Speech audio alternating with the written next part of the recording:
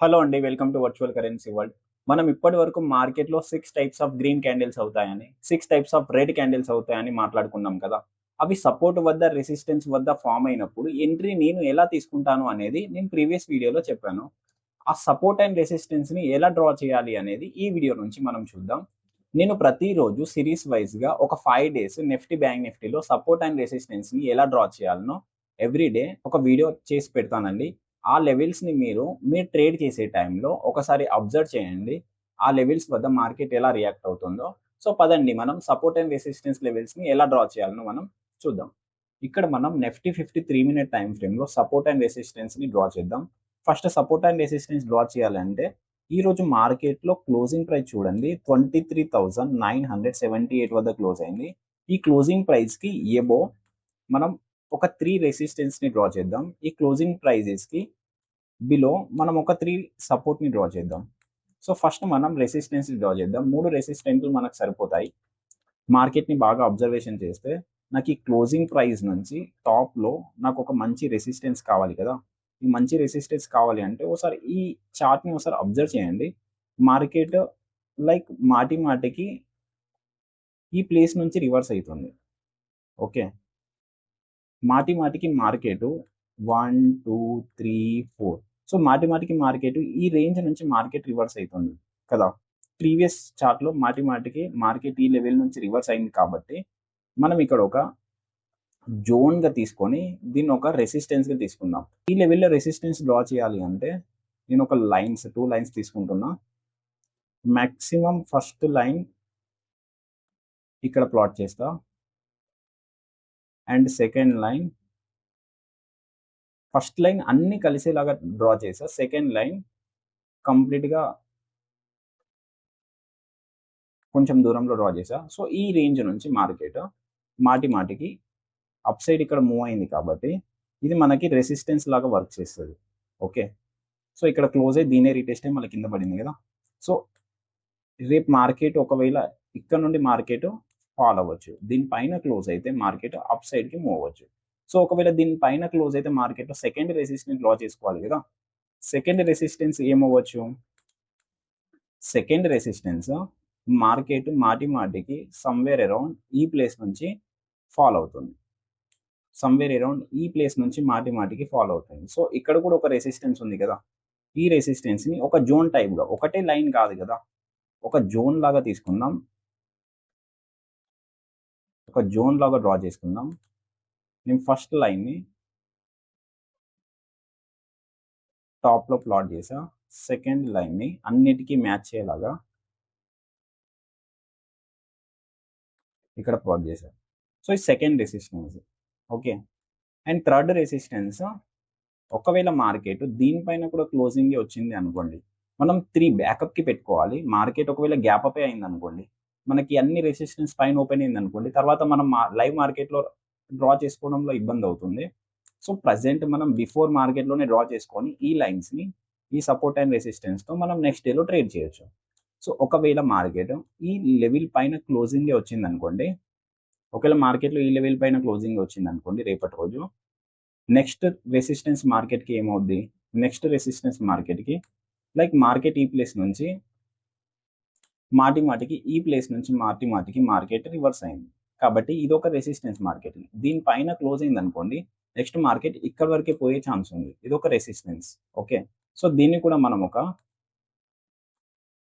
2 lines రేంజ్‌గా మనం plot చేద్దాం. ఫస్ట్ లైన్ నేను టాప్‌లో పెట్టేసా. సెకండ్ లైన్ అన్నిటికి మ్యాచ్ అయ్యేలాగా. సో, ఇక్కడ మీరు చూడండి మార్కెట్ ఈ లెవెల్ నుంచి రివర్స్ అయింది ఇక్కడ ఫస్ట్ టైమ్. సెకండ్ టైమ్ మళ్ళీ రివర్స్ అయింది.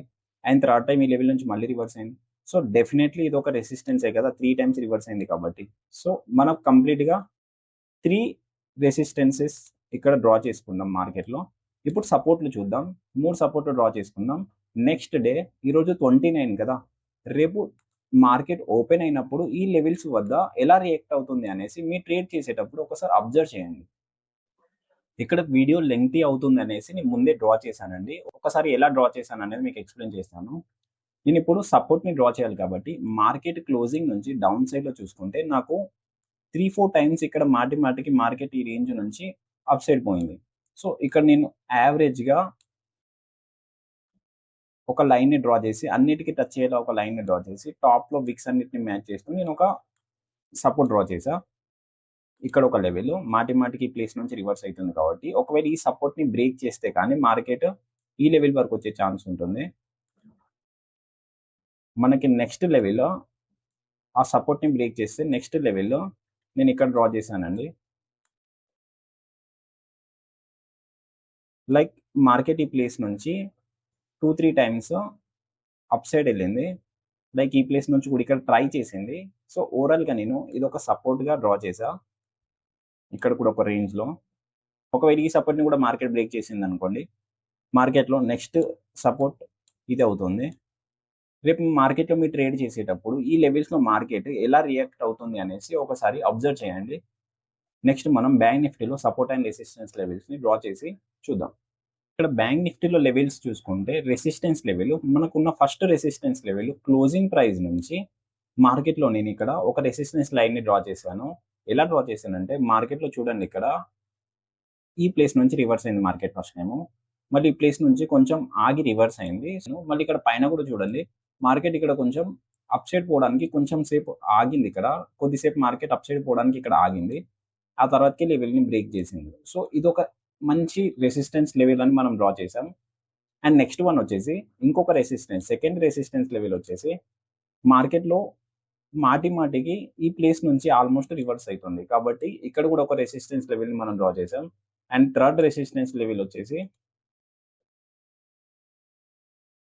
మార్కెట్ మంచి ప్లేస్లో ఇక్కడ ఆగింది, 2-3 టైమ్స్ ఇక్కడ ఆగి ఈ సపోర్ట్ని బ్రేక్ చేసింది. ఈ సపోర్ట్ని బ్రేక్ చేసిందంటే ఇది మళ్ళీ రెసిస్టెన్స్ అవుతుంది కాబట్టి మార్కెట్లో ఈ 3 రెసిస్టెన్స్లు రేపటి రోజులో వర్క్ చేయొచ్చు. మీరు జస్ట్ అబ్జర్వేషన్ చేయండి ఈ 3 రెసిస్టెన్స్ లెవెల్స్ ఎలా పనిచేస్తాయి అనేసి. సపోర్ట్ కూడా డ్రా చేశాను ఇక్కడ. First support market closing price నుంచి డౌన్ సైడ్ చూసుకుంటే మార్కెట్ ఇక్కడ ఫస్ట్ టైం వచ్చి సెకండ్ టైం వచ్చి ఈ ప్లేస్ నుంచి రివర్స్ అయింది. సో యావరేజ్గా నేను ఇక్కడ ఒక లైన్ని డ్రా చేసి టోటల్ లోస్ కింద ఇంకొక లైన్ని డ్రా చేసి ఈ రేంజ్ నుంచి మార్కెట్ ఇక్కడ అప్ సైడ్ పోయింది కాబట్టి మార్కెట్లో ఇది ఒక సపోర్ట్గా నేను డ్రా చేశాను. అండ్ సెకండ్ సపోర్ట్ వచ్చేసి